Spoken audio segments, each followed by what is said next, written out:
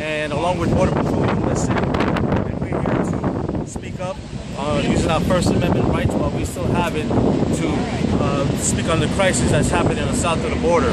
As we are speaking here, there are hundreds and thousands of illegal foreigners that are coming into the border, and the escalation is getting worse in parts of Texas and Arizona. Media states that there are 60,000.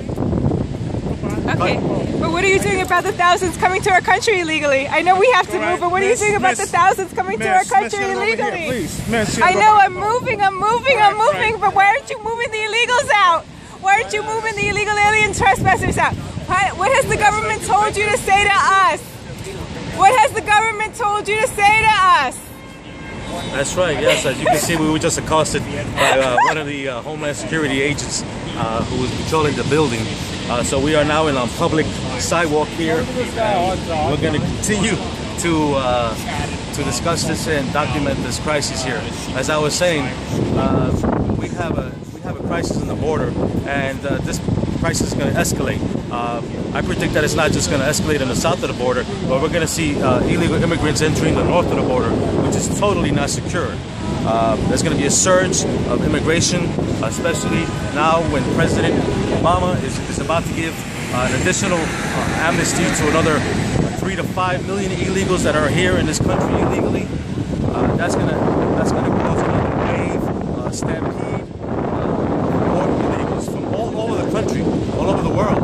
Understand this is not just a Central American issue or a Mexican issue. This is an issue where all countries in the world, third world countries, whether it's China, the Middle East, or Europe, that are going to infiltrate the country, United States of America, and will eventually bankrupt us with the services and the benefits that they will be receiving, all under the umbrella of amnesty, all under the umbrella of refugees and asylum.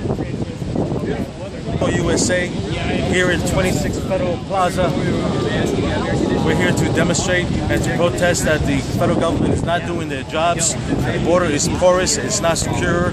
The border between Mexico and America is only 40% secure.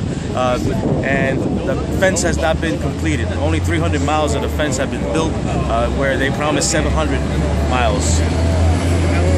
The United States illegal cost for immigrants in this country per year is over $115 billion a year. $115 billion a year.